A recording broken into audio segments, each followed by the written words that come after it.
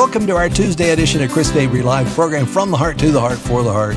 Today is our second in a two-part series on happiness. Yesterday we talked with Dr. Andrew Wilson from London about what happiness is, what it isn't, where to find it, how to make it last forever.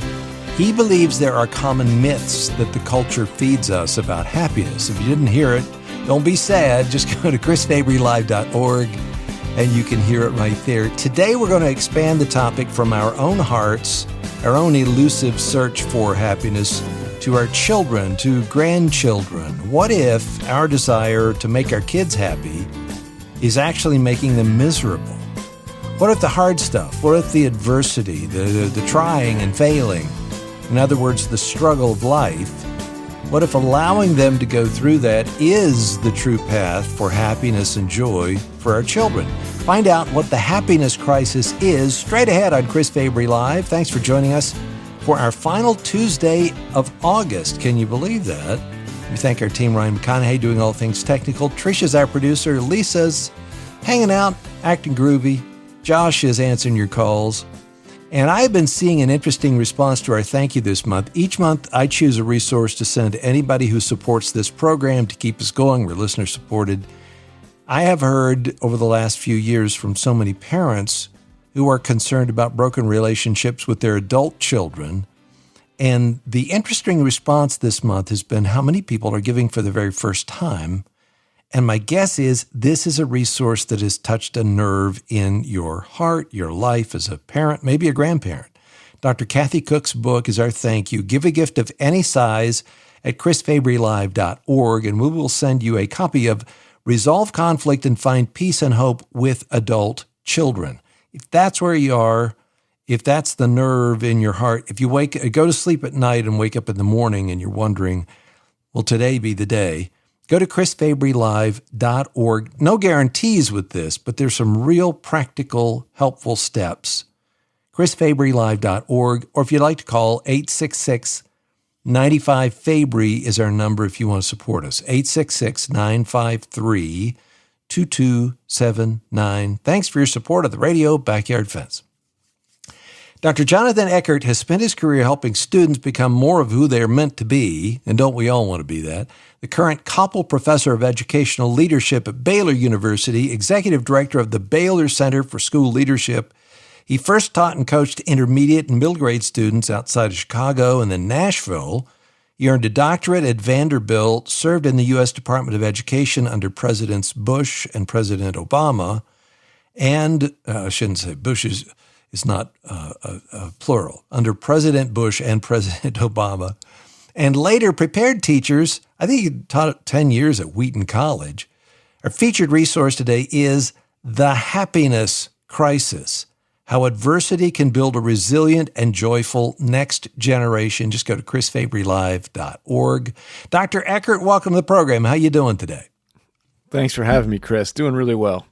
You told me a story before you went on that you're in an airport at like 1 or 2 in the morning and you met our new president at Moody Bible Institute. Tell me that again. Yeah, so it's 1 a.m. We're waiting on bags. My bag came in on another flight than I landed on, and I'm sitting there kind of tired, and I'm sitting next to a guy who's like, hey, are you waiting on your bag from Springfield? I was like, no, mine's coming in from Dallas. And he's like, oh, I'm coming from Springfield. And we start talking about what we do, and he said, yeah, I'm 7 hours away from starting a new job. I'm the new president of Moody Bible Institute, and so my dad had graduated from Moody in the 60s, and so we strike up this great conversation. And it's like, you just never know what kind of joy the Lord's going to unleash on you. At 1 a.m. at O'Hare International Airport at the baggage claim was not an expected place of that, but that's one of those things where the Spirit just moves sometimes. And we struck up a conversation. We've now communicated via LinkedIn, and I super excited for his leadership and just that moment. That was pretty great. I love that story. But at 1 o'clock and you're waiting and you got to get a ride and you want to get some sleep before the next day starts, like, can I be happy at 1 a.m. when I don't have my, luggage with me? That kind of happy, but you could still be joyful at the same time. Unpack that for me. Right. So if you look at the definitions, and I don't want to go wonky academic on you, but if you look at the definitions of things like well-being, flourishing, joy, they're all kind of treated as synonyms, and they're just not, especially not the way our kids think about them. If they're struggling, then they can't be well. If they're struggling, then they can't be flourishing. If they're struggling, then they can't be happy. And so when you read the definitions, these are Oxford and Merriam-Webster. Well-being is the state of being happy, healthy, or prosperous. All right. Well, what happens if I'm stuck at the airport at 1 a.m. waiting on my bag? Can I be well there? Can I be happy there? I don't think so. Flourishing, developing rapidly and successfully, where's the place for struggle or adversity there? Joy is defined as the state of happiness or felicity. It's basically a synonym. And I don't think that's accurate. I think kids see, and I think many adults see, in the moment, it's circumstantial. Did this meet my expectations or did it not? So me sitting there waiting for a bag, it didn't get to the airport with me. So I'm disappointed. So does that mean I can't be happy? Well, I think most people say, yeah, that's not a place where you're going to be happy. But because both your new president and I have this inner joy that's enduring love and gratitude for others, it can emerge through struggle. I think happiness, the way we define it now, and Andrew might disagree, but the way I think it's defined in the United States by kids is happiness is freedom from struggle. It's developing rapidly and successfully. It's like there's no struggle. I would say joy can be the fuel that allows us to struggle well, because your new president has joy. I have joy. I was excited for the district I was going to get to work with that day and in just a few hours. It's like I had joy even in that moment. I did want my bag to get there, and I did finally get to bed by 2:30 that morning. But there is joy that comes from something deeper. And I think that's different than happiness, the way our society thinks about it right now. Why do you use the word crisis? Because my guess is this is not a gimmick. As I've read the book, this is not a gimmick. You really believe we have a problem, and the problem is us in a lot of ways. Well, why crisis? Yeah, so think about the way kids define their happiness today. So I'm really talking to the adults that are helping support kids 9 to 22, parents, teachers, coaches. They define their happiness based on comparison that's almost always mediated by a phone. And so if you're constantly comparing your life against the curated, filtered life of your friends or the people that are out there, the influencers out there, your measurement of your happiness against that, you're always going to come up short. And in fact, there's research that says even if you're making a healthy view of, am I as happy as I'd like to be? The mere measurement of that, the comparison against the ideal, is going to say, hey, I'm not as happy as I want to be, because our real state doesn't ever match the ideal state that's in our mind. And so that's just exacerbated by the comparison that's going on right now. So I think it is a crisis. And I think that, in fact, trying to be happy the way kids are defining it is actually making them miserable. Because if there's not a place for struggle built into their happiness, then they're going to miss out on joy, because I think joy comes from something deeper, and I think they're very different. In the scriptures, almost every time joy is mentioned, struggle and adversity are connected to it. And so in this world, we will have trouble. For the joy set before him, Christ endured the cross. Consider it all joy, my brothers and sisters, when you face trials of many kinds. My mom used that verse on me for chores on Saturday for years. I hated James 1:2. But she would always leave out the clause in the middle, my brothers and sisters. It was always, consider it all joy, John, when you face trials of many kinds. Now go weed the garden. It was like that.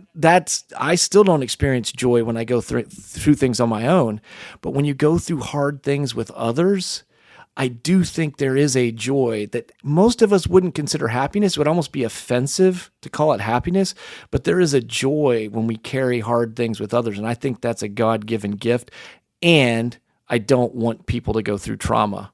I want them to endure hard things. Adversity, I think, is very different than trauma. God can redeem the trauma, but I want kids to go through hard things with others, because that's what leads to belonging and then fuels curiosity. So adversity, belonging, curiosity, we call that the ABCs of joy. How do we do that in an invitational way? And so that's where I think they're very different, at least in kids' minds. And how do you then, as a parent, who you want to pave the way as much as you can, you want to make things easier, you don't want them to struggle as much as you have, you want to make this easier for them than you had it. If you get that kind of mindset as a parent, then it's going to affect the way that you try to, quote unquote, love the child. But could our love be making them miserable? The Happiness Crisis is written by Dr. Jonathan Eckert. You'll find out more at chrisfabrylive.org, how adversity can build a resilient and joyful next generation. Boy, how I agree with this, but it ain't easy to go through as the young person or as the parent, especially. So there's a whole lot more straight ahead. Go to the website, chrisfabrylive.org.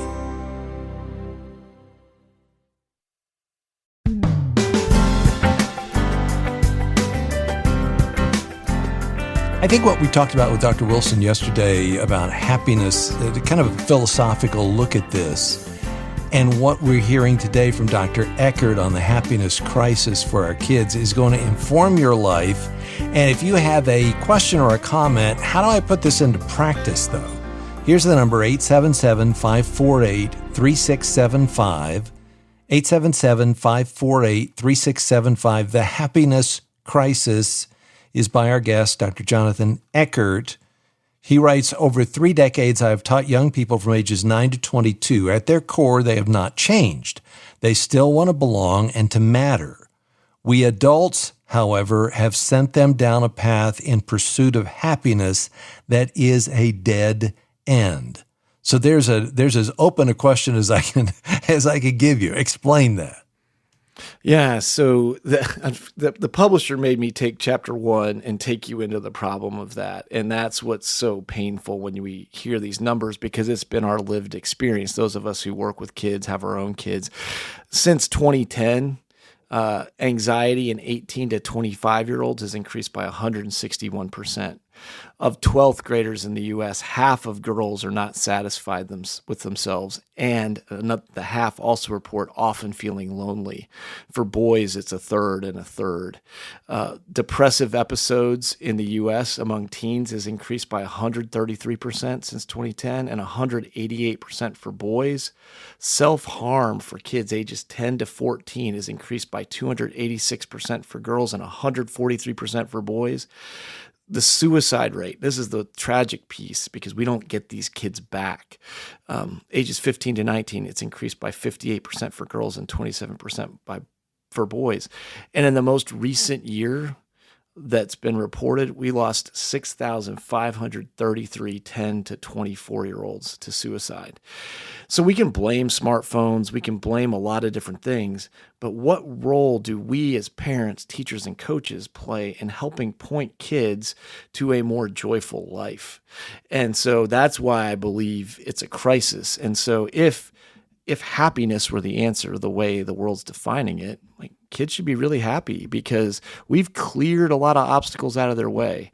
But I would argue that oftentimes the depth of the struggle, the depth of the adversity they go through often determines the peak of the joy. So if we don't invite kids into doing hard things with others, we rob them of the experience of finding where joy is found when we do hard things with others. And that looks different for a 10-year-old than it does for a 15-year-old and a 20-year-old. We need to increase the load that kids carry with each other because they're not going to grow a backbone. They all have a backbone. They're building the muscles around that backbone. And when we move from helicopter parents, which you just kind of floated above, to now lawnmower or snowplow parents, where we just mow everything down in front of them, we don't allow them to build up those muscles that they're going to need to lean into conflict and struggle. This gets harder and harder the older you get. So if we leave them with no struggles, we try to eliminate those, it makes it so by the time they leave our houses, like, they're not ready because we haven't allowed them to be ready. And so then where do they find joy? Last thing I'll say on that is it's way easier to tell parents what they should do with their kids than to apply those things for our own. So I just want to be clear. I was a teacher for 8 years before I had my own kids. Having your own kids changes the way you teach, because it's like, oh yeah, that's not quite as easy as I thought it was when I was an expert with no experience. So as I've gone through this though, Dr. Jonathan, I look at my own, not just in parenting, because my wife and I have 9 children. They're grown, they're adults now. But I look at my own theology and how much of my Christian life has been lived embracing the belief that God is there to make my life easier, to make me more comfortable. Mm-hmm. When I get sick, he needs to heal me when I want him to heal me, give me success on my timetable. And I live in the valley between what I want him to do and what he seems to be doing, which a lot of the time is hard and it is struggle.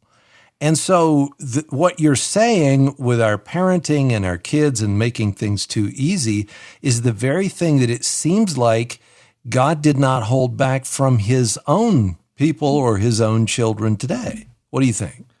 He didn't hold back from Christ. I mean, Hebrews 12:2, for the joy set before him, Christ endured the cross. Like if our Savior has to go through that for our joy and his joy, like, wow, like how do we think we're avoiding that? And I always tell people if they're conflicted on this about the longest running social science study started at Harvard in 1938, studied 724 students and now 1,300 descendants of them. They came out with a book in 2023 called The Good Life. And one of the main findings was a rich life, a good life comes precisely from the things that make it hard. And I ask people if they agree or disagree with that. And if their kids would agree or disagree with that. I think it's a very biblical principle that joy comes through struggle. Now, sometimes struggle doesn't lead to joy. Sometimes struggle is just frustration and it's just struggle. And that's what's so hard. But I believe, I say this in chapter 13, the process of sanctification is sometimes painful and might require us to endure suffering. But there is joy in the refining process as we realize that life is less about us and more about Christ. And so I think we get those edges, those sharp edges, rounded down through adversity in ways that is not fun. And we don't want to go through, and we don't want our kids to have to go through it. But we know this, the most joyful people we know have not had easy lives. And so there is this like reality that this is what we're facing. And our kids, the sooner they realize that, the more freedom and joy they'll experience in life. And I think it's going to express itself differently than happiness. I just don't think it's the same thing. This is why toward the end of the book, too, you have a chapter titled Chase Progress, Not Success. So the process is gold. Be in the process. Don't just take the shortcut, do the AI thing to the outcome, right? Yeah, I mean, I make this different as a professor. I speak to all 7,000 incoming parents and students in the summer. I do 11 orientation sessions. I'm the first person they hear from as a faculty member, about half an hour with them, and I make it very clear. You might experience happiness when you get an A on a paper that ChatGPT wrote for you. But there's no joy in that. There's no joy in it for you because there's no struggle. There's no joy in it for your professor giving feedback. Joy is when you lean in really hard. You develop cognitive endurance. You ask the hard questions. You wrestle through it. You think about it. And then you have a deeper understanding of the world or yourself because of that. So don't rob yourself of the chance to experience joy by settling for this momentary happiness that, oh, now I can go do whatever I want because the assignment's done and I'm going to get the grade. I think the challenge that Gen Alpha and Gen Z face is there has never been a time when there are more shortcuts. And those shortcuts really erode the chance to experience joy if we can continually take those, because we don't get to experience becoming more of who we were created to be. And so that's the reality. And again, it's way easier to tell other people to let their kids struggle than ourselves. And I'll give you this quick example. So it was a couple weeks ago, our youngest daughter, she's 18. She is going on a mission trip to share the gospel with Muslims in a country in Central Asia. And it is 8:30 in the morning. We just found out the night before that this country has really bad water, that will make you sick, and you can't eat any raw fruits or vegetables. And so she's like, I think I probably better go get some protein bars and something to try to filter the water. So she's running out to do that at 8:30 in the morning as I'm leaving for work. And she hasn't started packing. And the flight, she's leaving to go to the airport at Houston at 2 p.m. And everything in me wanted to step in and help her. And it's like, my wife's like, hey, she might get to Houston and they may turn her around and not let her go. And we just have to let her do that. And it's like, we did. And so we just let her go. And she went over, she sprained her ankle badly. The second day she was there, she ended up with a parasite. She ended up suffering, but it was this amazing testimony to what the Lord does through that. She sent us this message for just close friends on Instagram. She sent us this while she's there, really sick, middle of the night, pretty miserable. She gives us Acts 5:41. Rejoicing that they were counted worthy to suffer for his name. And then she wrote underneath it, I will not lie, my time in Central Asia has been physically challenging, starting off strong by cooking my ankle and then some kind of parasite/food poisoning for the past few days. The Lord has reminded me what a gift it is to suffer both spiritually and physically for his name. And then real small font at the bottom. And if a parasite is as bad as physical suffering gets, then praise the Lord. I'm like, again, she doesn't get there if we don't let her suffer. Right. And it's so hard as a parent to do that. But you've seen that. You've got 9 kids. You know this. Like, there's no way to avoid it. So let's stop trying to lawn mow all the adversity out of their lives. Your wife's very smart, and you have the same view. My better half is a lot smarter than I am. But that Amen. Whole thing of there's one controversial thing in the book that some parents might feel like it's controversial. I don't. Failing a class might be the best thing that can happen to a 15-year-old kid to help him understand the benefit of learning and, more importantly, the value of integrity. Elaborate on that, why it's good to fail. Yeah, I mean, we've oversold failure. I mean, because the tech industry is like, fail fast, fail forward. Like, I don't want my kid's 3rd grade teacher to fail at teaching my kid how to read. That's not what I want. I don't want my kid to fail. But if you cheat, take credit for work that's not your own, and erode your soul by not having integrity, learning that lesson at 15, I would much rather have that happen than when you're 25, because that grade is way less important than your soul, and your integrity has to stay intact. You should not claim work that is not your own. AI is an amazing tool and you can use it for many different things. But when you take it and claim that work as your own, learning that lesson that like, hey, no, that's not okay. That's one of the most loving things a teacher can do for a kid, is holding them accountable and speaking truth into them, whether they want to hear it or not. And that's what real love is. So telling a kid that they actually know what they're doing when they don't is not loving. And so I want to help teachers, coaches, parents understand that, like, hey, we're going to fail sometimes, and that's okay, because our identity is not in our performance. It's in Christ, and he still loves you, and Christ died on the cross for that sin, which can be forgiven, but that doesn't mean we continue to go on sinning and erode our soul by not having any integrity. We have some phone calls for you, and we'll get to those. 877-548-3675. Dr. Jonathan Eckert is with us. Day 2 of Happiness here at the Back Fence. The happiness crisis is for parents, educators, people who love grandparents too, who love kids. Quick question before we take a break. Hasn't higher education succumbed to this? And I'm not saying at Baylor, but across the board, I hear these rumblings of, safe spaces and safe rooms and puppies to pets, so you feel better about yourself and that kind of thing. Am I wrong? Chris, you're hitting a real sore spot for me. It is not our jobs as professors or teachers to make kids comfortable. It is our job to engage their minds and their hearts, and sometimes that's really uncomfortable. And we don't create safe spaces, we create respectful spaces where we celebrate risk-taking, because marginalized kids, if they sit around waiting to feel safe before they share, they will never share. Yeah. So those kids, when they take a step out and they take a risk and they answer a question, even if they get it wrong, we tell them, no, that's not right. Or, yes, that is right. And we celebrate the risk.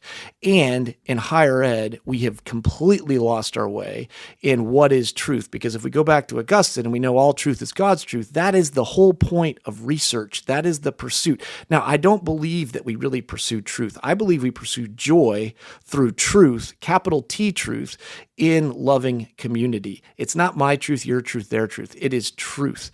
And that was the point of higher education. And so many places have lost that. I always tell people Baylor is the best place in the world to come to because it's a Christian Research One university where we believe in truth. And whatever your faith background is, you can bring that perspective into the room and we're going to hold it up against truth. And that's going to make class really interesting.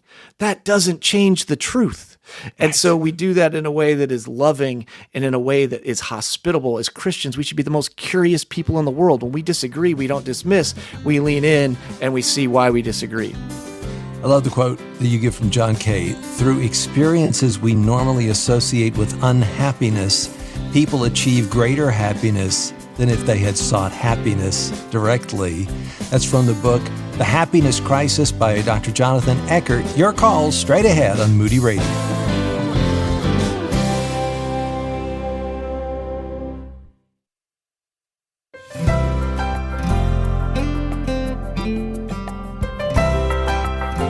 Dr. Jonathan Eckert believes that the pursuit of happiness is making us and our kids miserable. That's why he's written The Happiness Crisis. It's our featured resource at chrisfabrylive.org, chrisfabrylive.org, subtitled How Adversity Can Build a Resilient and Joyful Next Generation. So many questions. You got to hear about Mrs. Taylor and Mrs. Crabtree. But I want to go to your calls if you have a question or a comment, or maybe you see yourself in our conversation today. 877-548-3675. You're a parent, you're a grandparent, your teacher, you see this. 877-548-3675. Penny's in Alabama. Hi, Penny. Go right ahead. Curiosity is the C in your ABCs of joy. How do we foster curiosity in children and also incorporate reading? Great question. Great question. I love the curiosity piece, because we've all experienced where curiosity has led to joy. I think the best thing we can do as parents is model curiosity. When we disagree with someone we see on TV or we have an idea, instead of shutting them down, I can't believe they would think that, or like, what an idiot, or be dismissive of them. It's like, hey, I wonder why they believe that. I wonder why they think that. Kids pick up from us our views very quickly, and our certainty can sometimes be the enemy of curiosity. We never know the whole story, and you get these condemning evidence of it when I would start to hear it back to me. I had 7-year-old son, I remember watching basketball games with him, and all of a sudden he's saying these things about, like, I can't believe they're fans. I can't stand their fans. And what's wrong with that ref? What are they looking at? Like, and it's like, oh my goodness, he's 7. He just picked all that up from me. And it's this, like, how do we model when we disagree? How do we lean into being curious instead of incurious? Because we're living in a very incurious and increasingly incurious world. Because one of the most hospitable things we can do is show interest in others. So certainly curious about topics, but really more importantly, curious about the embodied souls that are right in front of us every day. And that's important. So don't let your phone get in the way of that. Don't get your distraction get in the way of that. Be curious about your kids. Show them how to be curious about ideas and things and creation, and especially others that you disagree with. That is one of the, and she mentioned reading, so let me talk about reading, because we're becoming less and less of a reading culture. It's not that we don't read anymore. We read maybe more than we ever have. We just don't have the ability to sit down and read long form novels or books, because everything is so short. Our attention span is so short. So what do you say about that? Yeah, I just actually did a podcast with my 18-year-old daughter about the book because she's featured throughout the book because we've been through some hard things. And I asked her what's helped her come out of she was in kind of a dark place as a 13 or 14-year-old and was very self-focused. And she said one of the things that helped her do that was reading about other people. I think reading's one of the most, when you're reading fiction, it's one of the most empathic things we can do because you're seeing inside the head of characters and the way the author's thinking about things, and that cognitive endurance that's required to read long form really takes you deeper into the perspective of another. And so as an educator, one of the highest levels of understanding is empathy, because it's not just understanding an idea, it's being able to understand the idea from other people's perspectives. When you can really do that, you have deep understanding. And I think reading, especially fiction or nonfiction that's biography or autobiography, you really get a deep dive in, oh, that's what's going on when that person does that. And so that's been a powerful thing. In my life, I read all the time because what a blessing. And our kids read now a lot, and we've read to them. And I think that's a way to teach that curiosity and empathy.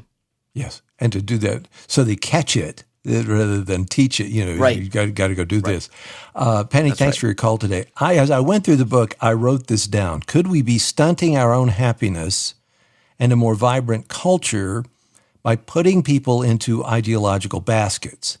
If I can dismiss you or your opinion out of hand because you are one of those, or you voted for blank, or you believe fill in the blank, I don't have to engage you or your arguments or your ideas. I don't even have to see you as a human being. I discount you, I dismiss you. That is much easier. It is more comfortable than having a dialogue where I have to deal with my disagreement and trying to understand you. I think that's part of what you're saying and part of what we see going on in the culture. We just dismiss so easily. Yes, 100%. And that's how algorithms are built.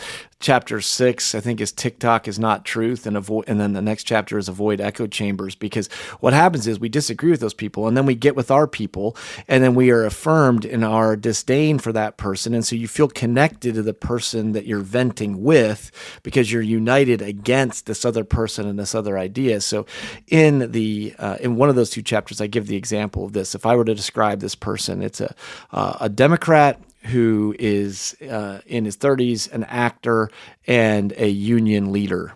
All right, that's one person. And then the other one is an executive, a Republican, conservative, and forget the other piece, a male. So just those two different categories. So the old executive that's a conservative versus the young liberal who's a union leader. Who are you most curious about? Who do you most want to get to know? And that speaks to, the way we're oriented. Like, do you want to move toward the person that you're less like, or do you just want to move toward the person that you're more like? And the fact is, this person that's described lived in a over 100-year-old home, an Adobe home. It had been expanded to 1,800 square feet. He and his wife lived in 2 twin beds that were zip tied together that were left over from their the former owner. He built the fences all over from leftover telephone poles that he'd gotten, and he built them and did all the work on this ranch himself. And he also entertained Queen Elizabeth and Mikhail Gorbachev and most of the Western world and Eastern world at this home. And that person is Ronald Reagan. And I would hope you would be curious about him. It's just different points in his life. Yes. In his 30s, that's who he was. And in his 70s, that's who he was. It's like, why are we not curious? I hope it's not just because he was president. Like, he's an amazingly interesting human being, and there's so many layers to him that now he's gone and we won't fully know, but you can go back and see his house only by special invitation, but up on his ranch. I've been there twice now. It's like, this is a fascinating human being and a fascinating life. How do we lean more into that? Yes. Well, and it's easier, I think, if we have a relationship. If you have a familial relationship and you go see them at Thanksgiving or Christmas or whatever, Uncle Harry's going to be there and you know what he believes about. What I hear you saying, so much is about what we can do in the church too. Even in the Christian community, inside the bubble of the Christian community. Oh, you believe that once saved, always saved, or you don't believe in once saved? Oh, what do you think, you Calvinist or you Arminian? We can get at loggerheads with these things where we just push people away and we don't see on the inside. And I want to be true to what the Bible says, to what the Bible teaches, but at the same time, I want to have charity. I want to major on the majors, and some of those are majors. Let me ask you this, because I thought this was one of the most important parts of the book, and that is what we say to our kids. You've got 3 parents, and they say this: if you would just put some effort into, let's say, basketball, I know you could be great. Or the second parent says, I love that you're reading books. You're so smart. That is what smart adults do. And the third parent says, you can be anything you want to be. Just follow your passion. Now, I have heard those things said. Maybe I've said them to my own kids. What's wrong with what those 3 parents have said? Yes. So the first one equates their value with their performance. Like just work harder and you'll be worth something at basketball. And it's like, oh, no, you play out of the overflow of the gifts that you've been given. You enjoy it. Let's just play. Like the youth sports industry is insane. The billions of dollars that's spent on kids who are middling athletes, and their parents' dream is that they play varsity basketball or get a scholarship to a school you would never consider going to if they weren't giving you a scholarship to go play a sport, which at the end of 3 or 4 years, you're going to be done with anyway. And the burnout that comes from that is so sad. That's us putting our expectations on them. The second one is intelligence as a trait, instead of intelligence as something that is developed. We in the Western world have viewed intelligence as a trait. If you're struggling, you're not smart.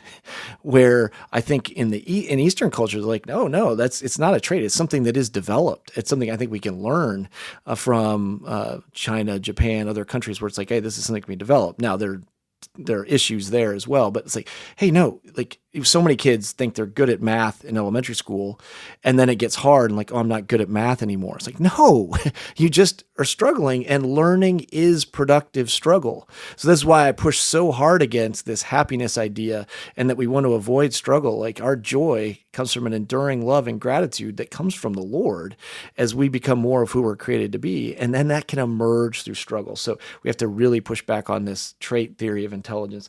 And the last thing, you can be anything you want to be. That's paralyzing. Like I'm 6'4", 220 pounds. It doesn't matter how much I dream of being a jockey. I'm never going to be a jockey. And that's a gift. There are things that are closed off to me. My son, who graduated from Baylor last year, he is a terrible artist, has always been a terrible artist. And that's fine.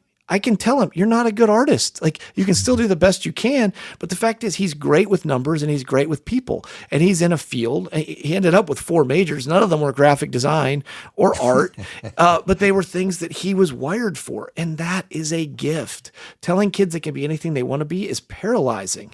Just let them use the gifts they've been given, develop skills that will be valuable to others, that Christ can use in their lives, and that's how you end up getting to joy. And so it's not this, you can be anything you want. I think that's kind of crippling to kids in some ways, where it's like, hey, that really hinders growth. If it's like, I think I can do anything. It's like, no, you've got a limited set of skills. What do you want to develop? And then go from there. You have to hear the story of Mrs. Crabtree and Mrs. Taylor from Dr. Jonathan Eckert. His book is The Happiness Crisis. You go to chrisfabrylive.org and scroll down. We have a link there. Click through to today's page, and you'll see it right there along the right side. The Happiness Crisis. Go to chrisfabrylive.org. More straight ahead on Moody Radio.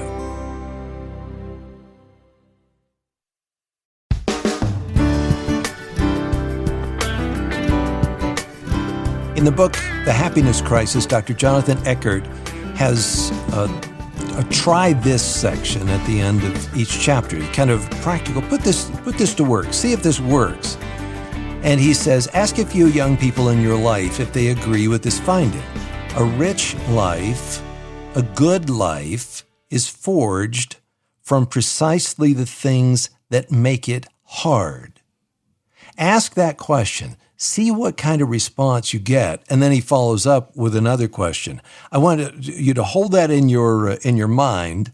A rich life, a good life is forged from precisely the things that make it hard. And I want you to take me back to, I think it was a third grade, and Mrs. Crabtree and it was second grade, wasn't it, Jonathan? First grade, even further back. First grade, okay. All right, so tell the story of Mrs. Crabtree and Mrs. Taylor. Yeah, so first grade, I loved art. I loved recess. I loved the smell of the art classroom. You've got the Elmer's glue, rubber cement, that manila paper that only shows up in art classrooms, magic markers, all of it. So it's Halloween time. We're making witches, and Mrs. Crabtree's. We're calling her Mrs. Crabtree. You'll understand why we're not using her real name here. She's handing out scissors, and I knew I needed the green-handled scissors. That's probably dating me a bit, but the normal kids got the silver-handled scissors. The left-handed kids got the green-handled scissors, and she hands them to me, and I try to put the green-handled scissors on my right hand because I could never tell which hand was which, and she snatches them off my hand, and she's like, you don't need these. Try these. And so she gives me the silver-handled scissors, so I then proceed to put those on my left hand, trying to cut out the head. Of course, the construction paper just bends and tears. It doesn't cut. So liquid frustration and shame start running down my cheeks because I'm not even good at art. It's the one thing that I had that wasn't recess that I was good at. And I am like, I'm in the back of the class though. So I'm like, maybe she won't notice, but of course she does. And she yells from the front of the class, John, if you're going to cry, just go out in the hall. So I make myself as small as I can. I get out the door, close it, slide down the cold cinder block wall, trying to cover my sobs. Sixth graders are walking by. The girls are trying to comfort me. The boys are making fun of me. I'm not sure which is worse. I'm out there for what feels like an hour. It's probably 5 minutes. I don't know. And Mrs. Taylor, my first grade teacher, she comes by and she asks me what's wrong. And I... that sobbing snort, thing. I can't get it out. So she just reaches down, takes me by the hand, takes me back to our first grade classroom. She sits me down in a little first grade chair. She sits in one of the first grade chairs right across from me. She puts her hands on my shoulders, looks me in the eye, and she's like, John, can you tell me what happened? So I proceed through sobs to get it out. And then she just enfolds me in this big hug. I can still smell her grandmotherly smell. And she then looks me in the eye and she breaks adult code. She breaks teacher code. And she tells me what Mrs. Crabtree did to me was wrong. At that point, I would run through a wall for that woman. I mean, it's 46 years later, and I still feel that hug, and I see her seeing me. And because of her patience and perseverance and perceptiveness, she recognized that I was dealing with dyslexia, which 1 in 10 kids do. I'm not unique, but she recognized that. And that summer, she had me go to a retired teacher's house. I rode my bike to her house every week, and I worked through workbook after workbook. So by second grade, I was on grade level. And so that's the choice teachers have. You can either humanize or dehumanize. You can either lean into struggle with the kid, or you can banish struggle. You can become more curious, or you can be incurious. And so Mrs. Taylor was curious. Mrs. Crabtree was incurious. And so you can tear up or you can build up or tear down. Like that's your choice. And as adults, that's what we get to lean into. And so that kind of struggle, I shouldn't have gone through that. It became a traumatic experience. I can still feel that first grade art classroom in a negative way. But I almost called her a real name, Mrs. Taylor, she leaned in a way that's like, oh, that's what great teachers and coaches and parents do, even when other adults make a mistake and create trauma that was unnecessary. And so after that, I was like, yeah, I think I'm going to be a teacher. And Bingo. I've been now 31 years into teaching, and I have Mrs. Taylor to thank for it, and Mrs. Crabtree, because you see the two sides of the same coin. But your parents did not come in and rescue you from that. In some ways, they didn't even know what was going on. They didn't know that you were dyslexic, right? No. And they let me ride my bike as a 6-year-old down.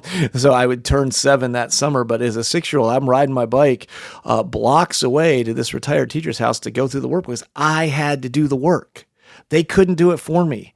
And that's what I love about that. Like, I had to do the work. Mrs. Taylor couldn't do it. My parents couldn't do it. I had to do the work. And that's what our kids need to know. Like, and then they need to be able to tell their own stories. The last chapter of the book is how do we get kids to tell their own stories? It's great to try to inspire them with our stories and other stories, but we need our kids to be able to tell their own stories of resilience where they were surprised by something they didn't think they could do. It doesn't surprise God, but it surprises us. It surprises our kids, and they need to be able to articulate that. So there's 5 questions in the frame that help you think through how to get kids to be able to tell their stories. But before you do it with your kids, do it for yourself because it's hard to do. Yes. Oh, it's coming back to me. We had a program last Friday about the Little League coach who went out to the pitcher, Coach Breivogel. We had him on from Arizona who went out to the pitcher, and they were in a pickle, and the pitcher was there and he was all concerned. And the coach said, if you strike the next 5 guys out or you walk the next 5 guys, Jesus is still Lord, no matter what That's happens right. here. Yes. And what the thing that happened was he did walk them, and they didn't make it to if they'd have won that game, they'd have gone to the Little League World Series. But what he did was calm the pitcher down, and he said, I've known this kid for 4 years, since he was 8 years old. Here's this 12-year-old. I calmed him down, and that lesson, even in the quote-unquote loss, even in the failure of walking the next few batters, may be the lasting thing that he remembers or that he takes away. And that's what you're saying. Not that we need to keep kids in so that they'll walk everybody. No, but allow them to go through that hard thing knowing that you are with them. That's the other part of the book that I really love, that it's in community that we learn this. And the internet, social media is not community. It feels it, or it seems like it, but it is a great resource. Jonathan, thanks for being faithful. And I say thanks to your Mrs. Taylor and Mrs. Crabtree, too, for giving you that spark of, I'm going to give this to somebody else, this teaching gift. And you've done that. Thanks for being here today. Well, thanks for having me, Chris. Dr. Jonathan Eckert, you can find out more about him and our featured resource at chrisfabrylive.org. The book is The Happiness Crisis: How Adversity Can Build a Resilient and Joyful Next Generation.